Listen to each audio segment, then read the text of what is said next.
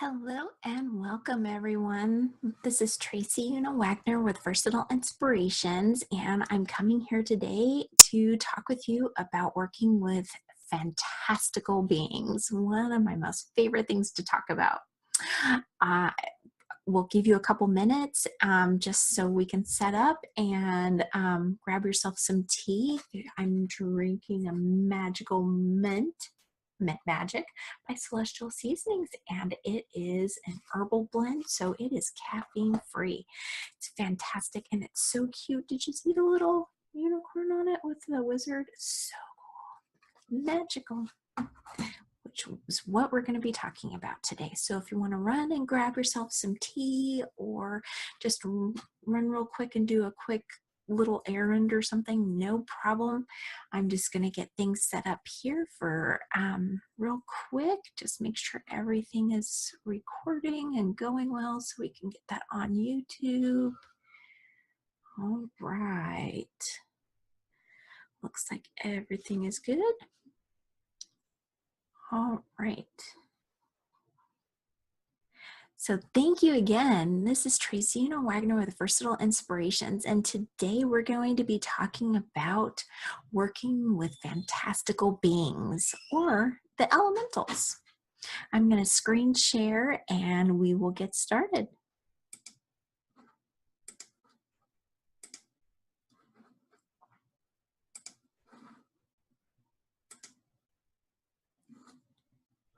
All right, let me get my picture out of the way.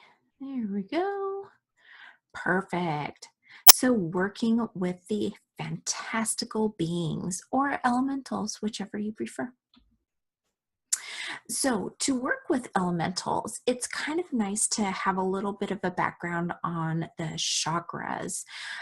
The transpersonal energy system, which I use to communicate with the fantastical beings and the elementals. Actually, you'll see later on in the presentation that we can use a lot of different chakras, even some of the original 7, along with the transpersonal chakras, to actually connect with and communicate with the elementals, depending on which elementals you're trying to communicate with, or if you just want to be open to see what kind of communication you get. This is a little bit about the original 7 chakras. Now, I've included some that aren't original, which I've put in a little asterisk, little star there, so you could see they're not an original, but they're seen more so now than maybe the transpersonals. It's kind of like they start slowly being seen. So we're going to start with the top, which was the crown chakra. The next is third eye or the brow chakra, the throat chakra, the heart chakra, which is around the heart area and the chest, and the thymus, which is above the heart chakras, and that's a pinky color. So all of them are kind of in there together. They're both, the thymus chakra is first, which I kind of put those opposite, and then the heart chakra.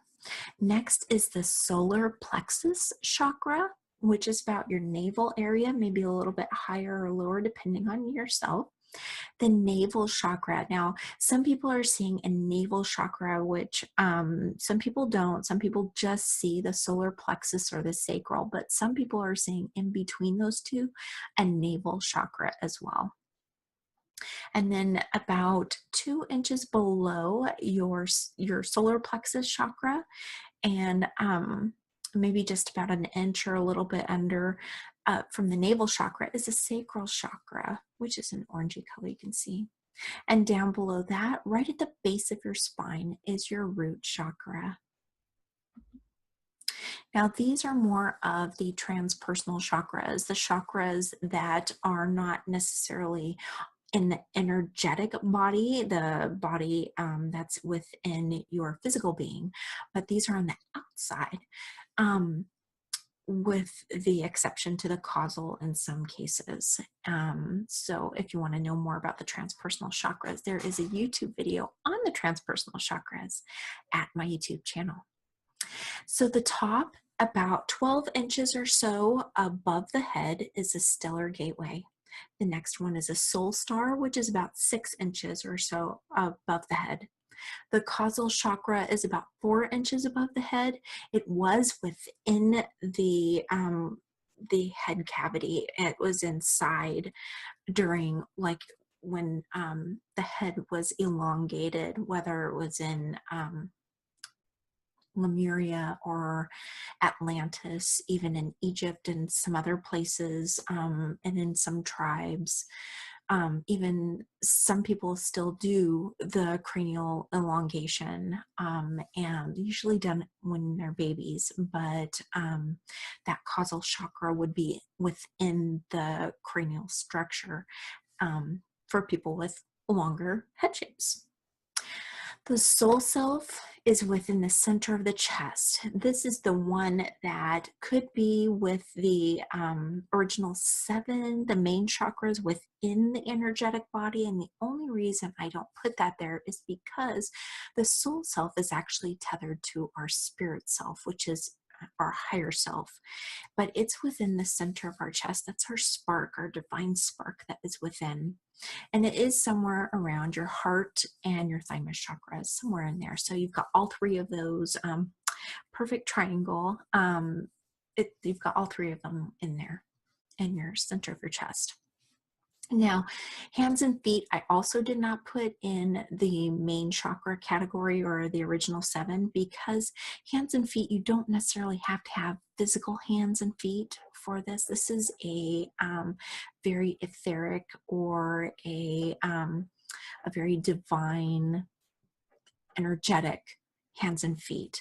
The palms of the hands and the soles of the feet in our mind's eye or in our energetic body is part of the chakra system. And a lot of people that do energy work, energy healing,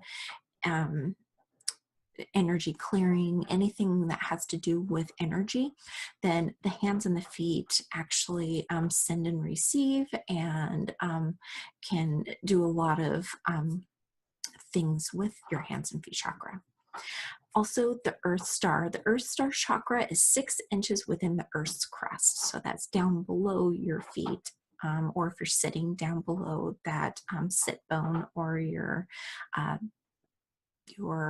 root chakra, your base chakra, right at the base of your spine.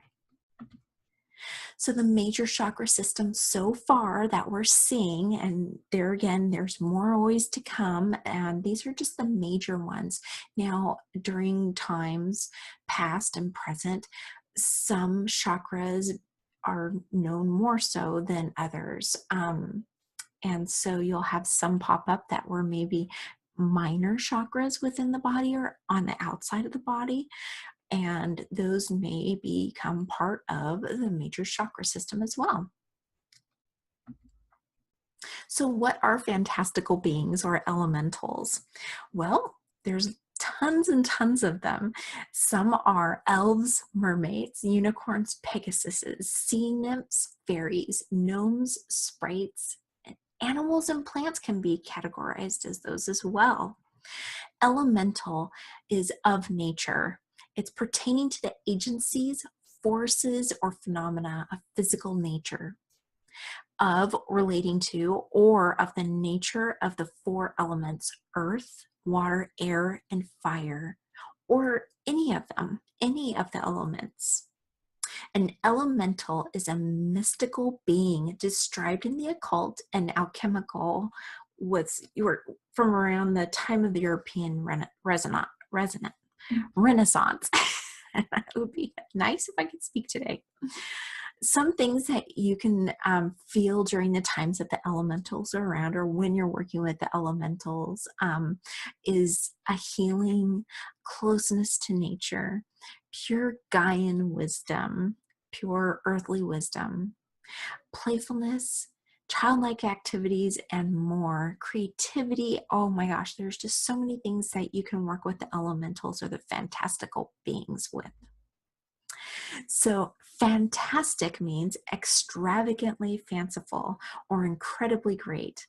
And magical is mysteriously enchanting or produced by magic. So fantastic plus magical equals fantastical. And fantastical means fanciful, mysterious, and extraordinary. Preparing for communication is highly important.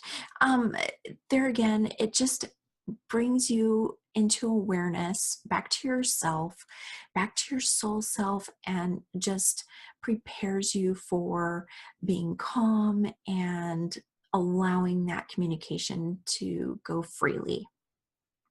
So some things that you can do, you can light a candle. Now I've got my candle lit for today. I'm just calling in not only the mystical beings and the fantastical beings and the elementals, but also spirit guides and everyone to just, help us today.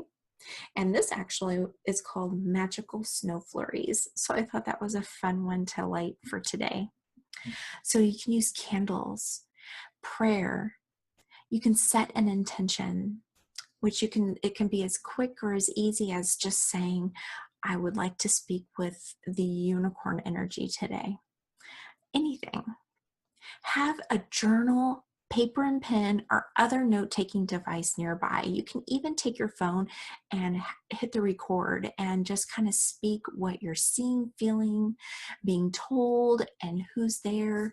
That way you actually have record of what went on in case the channeling becomes almost like in a dream state. And when you come back to the physical, which is a little bit heavier and dense, sometimes some of that communication is lost. So instead of relying on pencil and pen right away, you can just record that session, speak it out loud, and then you can take down notes with paper and pen later on. It's a fantastic little device, your phone. You call in white light. Calling in white light just protects you. It protects the elementals. It protects the fantastical beings, and just prepares you for that divine energy shift. Taking a long, deep breaths. Long, deep breaths going from not only your chest to your belly, just deep breathing in deep, deep, deep, and exhaling just as deep will actually allow your body to go into that relaxation state a lot easier. And a lot of times we don't breathe correctly, deeply, and that deep breathing is really what it helps to de-stress. It helps you to calm down. It helps you to come back into your being, and it just helps to prepare you, especially for the communication you're about to do.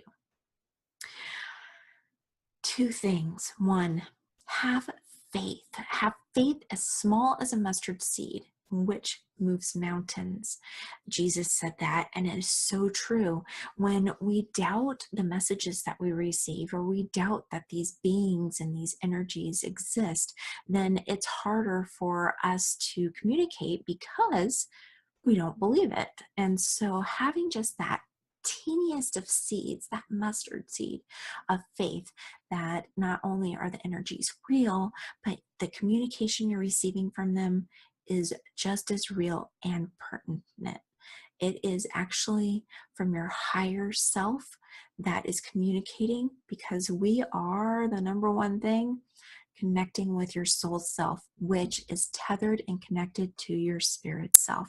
So because we are connected in that way, the messages are for your highest and most best good right away. Ways that we can communicate. These are all different ways that we communicate with even spirit, but mainly right now we're talking about the elementals, the fantastical beings. All of those are in a divine space, in a spirit space, in an energetic space. And so when we communicate in different ways, what you'll notice is we are using different areas of our energetic body, whether it is our outside energetic body, which is the transpersonal energy system, or we're using our energetic body that is within our physical body to communicate on a more dense level. So we can work with pendulums. By working with pendulums, you'll be using your hands or the feet areas, and that pendulum, or even if you put it up on I guess it's not just hands and feet, but if you have a holder for your pendulum. It's a wire that you can actually suspend the pendulum from, so you can set it down so you're not getting any false readings by you holding it, and it can actually move on its own by communicating with the elementals. But in that case, you would be wanting to use your third eye as well. So if you're holding the pendulum, let's see, I should have one around here. Let's see. Yeah. So if you have a pendulum and you're just holding it, then you're using your hands and feet chakras. But if you have a little holder, I don't have one actually. I've had a hard time finding one. If you have a holder for your pendulum, then it'll just hold it. And then by using your third eye, you can communicate and ask questions and things with that. And your throat chakra as well, which is communication. You can also use prayer to communicate with fantastical beings. Prayer would use your heart chakra, your crown chakra, and the stellar gateway. So you can use those three for prayer. And if you speak your prayer aloud, you can use your throat chakra as well. So channeling, we can use different chakras because it depends on what elementals we're channeling. Are we channeling a more earth-based chakra, ones like fairies and gnomes, plant sprites, or trees or plants or animals that are here on the physical plane, then we'll be using our earth star chakra or our hands or our feet, and we're going to be using those because those elementals, those fantastical beings, are more on a solid or more dense energy plane than what, say, using unicorns or gosh, anything that is divine, even angels or ascended masters, even you could call on by channeling.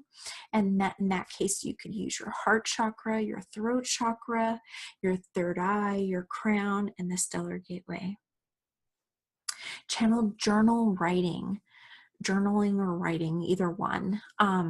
You can use your throat chakra. You would be using possibly your hands and feet chakras as well. And so if you're just writing with pen and paper, if you're taking like a recording for later writing down, then you can also use your throat chakra as well. Instant communication. Now, honestly, in instant communication, if you're just walking down the street, it could come in any form. If an elemental or a fantastical being wants to be there and wants to communicate something with you, it's going to come.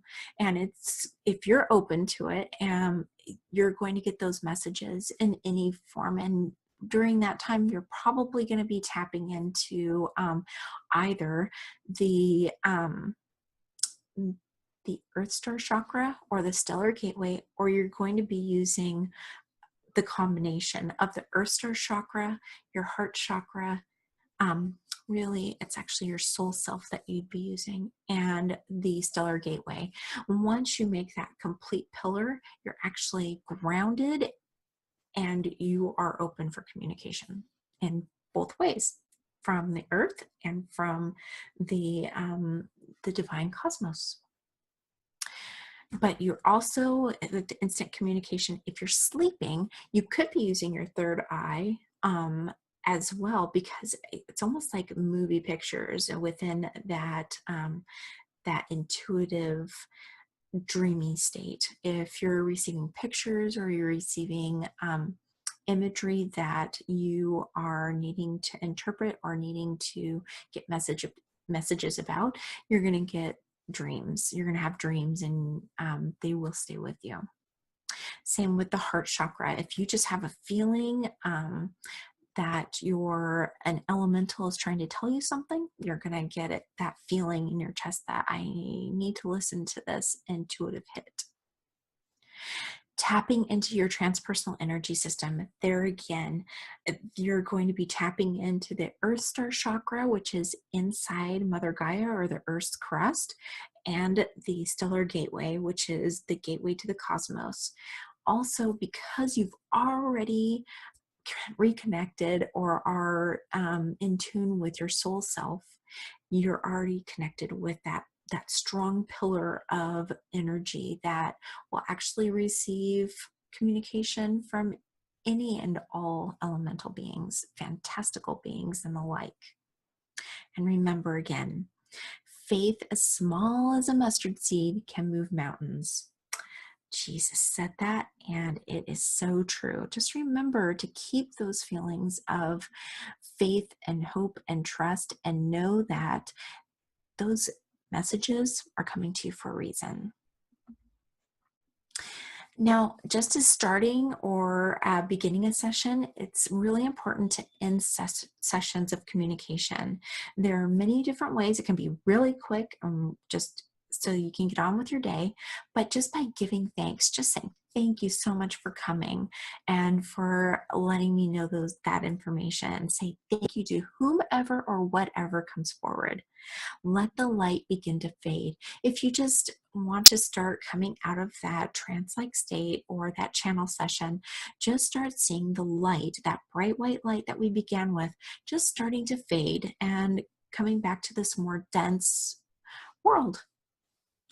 Asking for the session to end. Ask the session to end, and it will. And whatever you ask has to be. Open your eyes and begin to feel your hands and feet move around a little bit. Kind of shake your hands out, or your feet. Just kind of stomp your feet a little bit. Shake your hands. Yawning is something that happens a lot. Taking deep breaths again during the time when you're having the channeling session or the chat with your elemental or your fantastical being that you bring forth.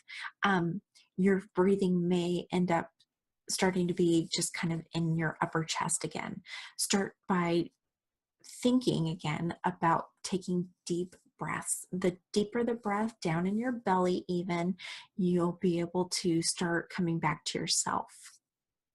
Sudden or unexpected disconnection sometimes happens. Sometimes there's a loud noise. Sometimes you're needed somewhere else. Sometimes you're on a clock and you have to be done at a certain time. Or sometimes something may startle you out of a dream state and you just wake up. All of that will definitely end communication.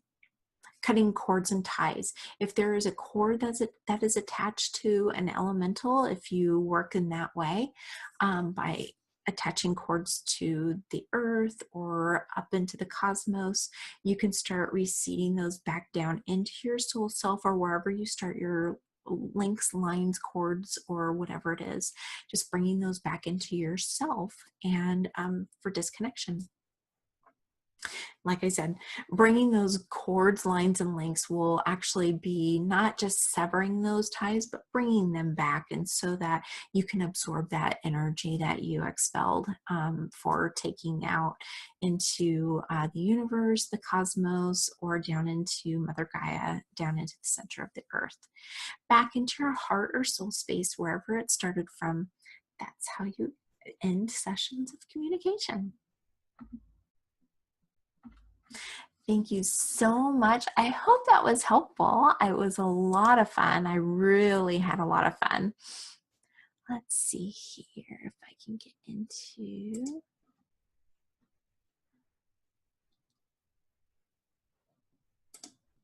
There we go.